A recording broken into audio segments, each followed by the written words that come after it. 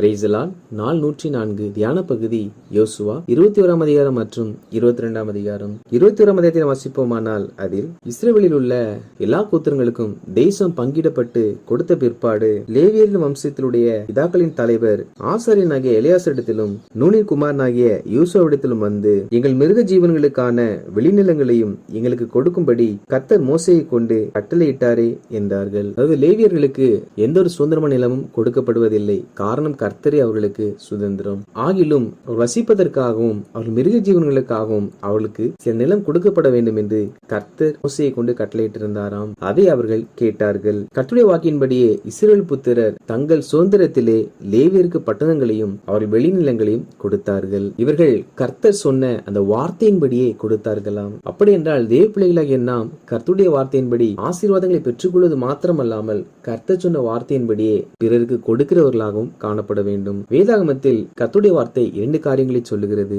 முதலாவது, தேவனிடத்திலிருந்து நாம் ஆசீர்வாதத்தை பெற்றுக்கொள்ள வேண்டும் என்று. இரண்டாவதாக, தேவன் நமக்கு கொடுத்த ஆசீர்வாதத்திலிருந்து நாம் பிறருக்கு ஏழிலே ஜனங்களுக்கு கொடுக்க வேண்டும். என தேவ பிள்ளைகளாகிய நாம் தேவனுடைய வார்த்தையின்படி பெற்றுக்கொள்கிறவர்களாய் மாத்திரம் இராமல் தேவனுடைய வார்த்தையின்படியே பிறருக்கு நாம் கொடுக்கிறவர்களாய் காணப்பட வேண்டும். அப்பொழுது இஸ்ரவேல் ஜனங்கள் 7 கோத்திரங்களுக்கும் சீட்டு போட்டு பங்கிட்டதை போல லேவியர்களுக்கும் சீட்டு போட்டார்கள். காரணம் என்னவென்றால் லேவியரில் கோகாத், கெர்சோன், மெராரி என்று 3 வம்சங்களும் லேவியருக்குள் அடக்கப்பட்டாலும் இவர்கள் செய்ய வேண்டிய பணிகள் வித்தியாசம் இருக்கிறது. எனவே இவர்கள் 3 பேர் பேரிலும் அவர்கள் சீட்டு போட்டார்கள். முதலாம் சீட்டு கோகாத்தின் புத்திரர் மேல் விழுந்தது. யூதா புத்திரரும் சிமியோன் புத்திரரும் தங்கள் கோத்திரத்தில் உள்ள மலை தேசத்தில் உள்ள எபிரோனையும் அதை சூழ்ந்த நிலங்களையும் வயல்களையும் அவர்கள் நியமித்திருந்த அடைக்கல பட்டணங்களையும் ஆக யூதாவும் சிமியோனும் மொத்தம் 9 பட்டணங்களை கொடுத்தார்கள். அதே போல பென்னிமீன் கோத்திரத்திலிருந்து கோகாத்திற்கு 4 பட்டணங்களை கொடுத்தார்கள். கோகாத்தின் புத்திரரில் இவைகளுக்குள் இடம்பெறாத மற்றவர்களுக்கு எப்ராயிம் தேசத்திலிருந்து 4 பட்டணங்களையும் கொடுத்தார்கள். அதே போல தான் கோத்திரத்திலிருந்து 4 பட்டணங்களையும் கொடுத்தார்கள். அதே போல மனாசேயின் பாதி கோத்திரத்திலிருந்து 2 பட்டணங்களையும் கொடுத்தார்கள். இப்படி கோகாத் புத்திரர் 13 பட்டணங்களையும் மீதியானவர்கள் 10 பட்டணங்களையும் சுதந்திரித்துக் கொண்டார்கள். இரண்டாவது சீட்டு கெர்சோன் புத்திரர் மேல் விழுந்தது. அப்பொழுது இசக்கார் கோத்திரத்திலிருந்து 4 பட்டணங்களை கொடுத்தார்கள். ஆசேர் கோத்திரத்திலிருந்து 4 பட்டணங்களை கொடுத்தார்கள். நப்தலி கோத்திரத்திலிருந்து 3 பட்டணங்களை கொடுத்தார்கள். மனாசேயின் பாதி கோத்திரத்திலிருந்து 2 பட்டணத்தை கொடுத்தார்கள். ஆக மொத்தமாக கெர்சோன் புத்திரருக்கு 13 பட்டணங்கள் கொடுக்கப்பட்டது. பின்பு மெராரியின் புத்திரருக்கு செபுலோன் கோத்திரத்திலிருந்து 4 பட்டணங்களையும் ரூபன் கோத்திரத்திலிருந்து 4 பட்டணங்களையும் காத் கோத்திரத்திலிருந்து 4 பட்டணங்களையும் மொத்தம் 12 பட்டணங்களை கொடுத்தார்கள். ஆக மொத்தத்தில் லேவியர்களுக்கு இஸ்ரவேல் ஜனங்களுக்குள் 48 பட்டணங்களும் அவைகளின் வெளிநிலங்களும் கொடுக்கப்பட்டது. இந்த பிரகாரமாக கர்த்தர் இஸ்ரவேலுக்கு கொடுப்பேன் என்று அவருடைய பிதாக்களுக்கு ஆணையிட்ட தேசத்தை எல்லாம் கொடுத்தார். அவர்கள் அவைகளை சுதந்திரித்துக் கொண்டு அவைகளிலே குடியிருந்தார்கள். அதாவது இஸ்ரவேல் தேசம் முழுவதும் பங்கிடப்பட்டு கொடுத்தாயிற்று. இந்த வாக்குத்தத்தமானது இஸ்ரவேல் ஜனங்களுக்கு தேவனாய் கர்த்தர் ஆபிரகாமிடத்தில் முதலாவது வெளிப்படுத்தி பின் சந்ததிகளுக்கு தொடர்ந்து அவைகளை சொல்லிக் கொண்டே இருந்தார். அந்த வாக்குத்தத்தத்தினுடைய பரிபூர்ணமான நிறைவேறுதல் தேசம் பங்கிடப்பட்டு கொடுத்த அந்த நாளில் நிறைவடைந்தது. கர்த்தருடைய பிதாக்களுக்கு ஆணையிட்டபடி எல்லாம் அவர்களை சுற்றிலும் யுத்தமில்லாமல் இளைப்பாற பண்ணினார். அவர்களுடைய எல்லா சத்துருக்களிலும் ஒருவரும் அவர்களுக்கு முன்பாக நிற்கவில்லை. அவர்கள் சத்துருக்களை எல்லாம் கர்த்தர் அவர்கள் கையில் ஒப்பு கொடுத்தார். கர்த்தர் ஆணையிட்டபடியே தேசத்தை மாத்திரமல்ல சுற்றிலும் யுத்தமே இல்லாதபடிக்கான ஒரு நல்ல சமாதானத்தையும் இஸ்ரவேல் ஜனங்களுக்கு கொடுத்தாராம். அந்த எல்லையில் இருந்த எல்லா சத்துருக்களையும் கர்த்தர் ஒருவரும் இஸ்ரவேல் ஜனங்களுக்கு முன்பாக நிற்க முடியாதபடிக்கு அனைவரையும் இஸ்ரவேல் புத்திரர் கரத்திலே ஒப்பு கொடுத்தாராம். எனவே இவர்கள் அனைவரையும் ஜெயித்து சமாதானமாய் வாழ்ந்து கொண்டிருந்தார்கள். கர்த்தர் இஸ்ரவேல் குடும்பத்தாருக்கு சொல்லியிருந்த நல் வார்த்தைகளில் எல்லாம் ஒரு வார்த்தையும் தவறி போகவில்லை. எல்லாம் நிறைவேறிற்று. அது ஆண்டவராய் கர்த்தர் என்னென்ன வாக்குத்தத்தங்களை இஸ்ரவேல் ஜனங்களுக்கு கொடுத்தாரோ அவைகள் அனைத்தையும் கர்த்தர் நிறைவேற்றினாராம். ஒரு வார்த்தை கூட தவறி போகவில்லையாம். நம்முடைய வாழ்க்கையிலும் கூட கர்த்தர் அநேக வாக்குத்தத்தங்களை செய்திருக்கிறார். அவைகள் நிறைவேறுவதற்கு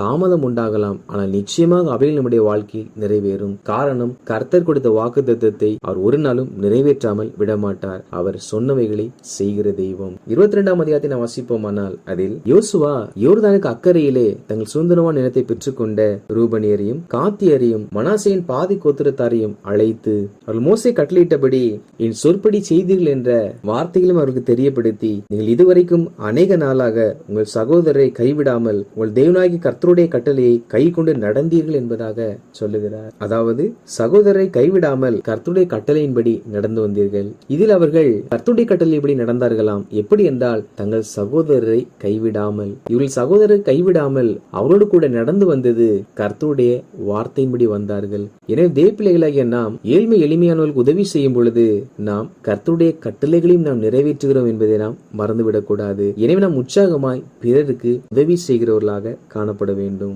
மேலும் யோசுவா இப்பொழுதும் உங்கள் தேவனாகிய கர்த்தர் தாமே உங்கள் சகோதரருக்கு சொல்லி இருந்தபடியே அவர்களை இளைப்பாற பண்ணினார். ஆகையால் கர்த்தரின் தாசனாகிய மோசே யோர்தானுக்கு அப்புறத்திலே உங்களுக்கு கொடுத்த உங்கள் காணியாட்சியான தேசத்தில் இருக்கிற உங்கள் கூடாரத்திற்கு திரும்பி போங்கள் என்றார். அதாவது 2.5 கோத்திரத்திற்கு தேசம் சுதந்திரமாய் கிடைத்தபடியினால் இன்னும் மீதியாக இஸ்ரவேல் ஜனங்கள் தேசத்தை சுதந்திரிக்க வேண்டி இருப்பதினால் இந்த 2.5 கோத்திரத்தாரையும் யுத்த சன்னதராக இஸ்ரவேல் ஜனங்களுக்கு முன்பாக செல்லும்படிக்கு மோசே கட்டளையிட்டிருந்தார். எனவே இவர்கள் தங்கள் மனைவிகளையும் தங்கள் ஆடு மாடுகளையும் யோர்தானுக்கு அக்கறையிலே வைத்துவிட்டு இஸ்ரவேல் ஜனங்களுக்கு முன்பாக கடந்து வந்தார்கள். எனவே யோசுவா இப்பொழுது உங்கள் சகோதரர் எல்லாருக்கும் சுதந்திரமான நிலம் கிடைத்து விட்டது. எனவே நீங்கள் உங்களுடைய நிலத்தில் போய் இளைப்பாருங்கள் என்பதாக சொல்லுகிறார். மேலும் அவர், ஆனாலும் நீங்கள் உங்கள் தேவனாகிய கர்த்தரில் அன்பு கூர்ந்து அவருடைய வழியிலெல்லாம் நடந்து அவர் கற்பனைகளை கை கொண்டு அவரை பற்றி கொண்டிருந்து அவரை உங்கள் முழு இருதயத்தோடும் உங்கள் முழு ஆத்துமாவோடும் சேவிக்கிறதற்காக கர்த்தரின் தாசனாகிய மோசே உங்களுக்கு கற்பித்த கற்பனையின்படியையும் நியாயப்பிரமாணத்தின்படியையும் செய்யும்படி மாத்திரம் வெகு சாவதானமாய் இருங்கள்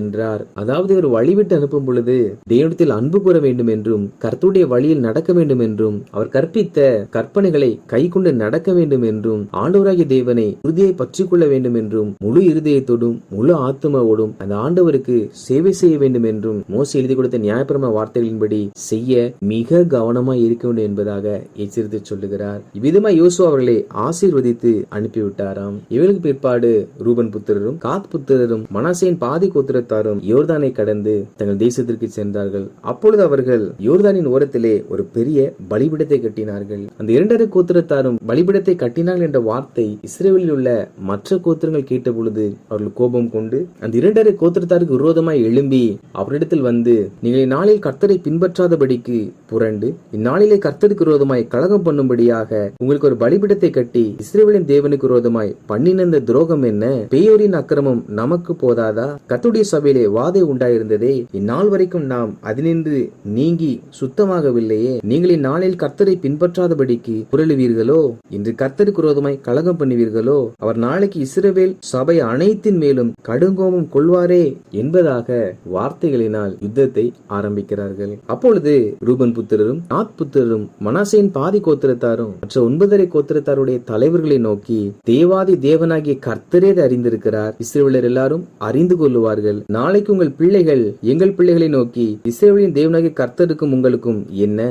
உங்களுக்கும் எங்களுக்கும் நடுவே கர்த்தர் யோர்தானை எல்லையாக வைத்தார், கர்த்தரிடத்தில் உங்களுக்கு பங்கும் இல்லை என்று சொல்லி எங்கள் பிள்ளைகளை கர்த்தருக்கு பயப்படாதிருக்க செய்வார்கள் என்கிற ஐயத்தினாலே இவைகளை கட்டினோம் என்பதாக சொல்லுகிறார்கள். இந்த வார்த்தைகளை கேட்ட பொழுது எல்லா கோத்திர தலைவருடைய பார்வையில் அவைகள் நன்றாய்ப்பட்டது. அப்பொழுது அந்த இடத்திலே ஆசாரியனாகிய எலியாசாரின் குமாரனாகிய பினேகாஸ் இருந்தான். அப்பொழுது அவன் ரூபன் புத்திரரையும் காத் புத்திரரையும் மனாசேயின் பாதி கோத்திரத்தாரையும் நோக்கி, நீங்கள் கர்த்தருக்கு விரோதமாய் அப்படி கொத்த துரோகத்தை செய்யாதிருந்ததினாலே கர்த்தர் நம்முடைய நடுவில் இருக்கிறார் என்பதை இன்று அறிந்திருக்கிறோம் என்றான். அப்படினால் கர்த்தர் ஒரு மனிதனோடு கூட இருப்பார் என்றால் கர்த்தர் அந்த மனிதனை பாவம் செய்ய தீமை செய்ய கர்த்தர் ஒரு நாளும் அனுமதிக்க மாட்டார். இந்த தேவ பிள்ளைகளில் சிலர் துணிகரமாக எல்லாவற்றையும் செய்து கொண்டு கர்த்தரும் என்னோடு இருக்கிறார் என்பதாக சொல்லுகிறார்கள். நாம் ஒன்றை புரிந்து கொள்ள வேண்டும். நாம் ஆராதிக்கிற தேவன் பரிசுத்தம் உள்ளவர். அவர் நம்மோடு இருப்பார் என்றால் நாம் பாவம் செய்யும் பொழுது அவர் வேடிக்கை பார்த்து கொண்டிராமல் நாம் பாவம் செய்ய விடாதபடிக்கு தடை செய்கிற தேவனாய் இருப்பார். நாம் பாவம் செய்யும் பொழுது குற்ற உணர்வுகளும் ஐயோ இவைகள் பாவம் என்ற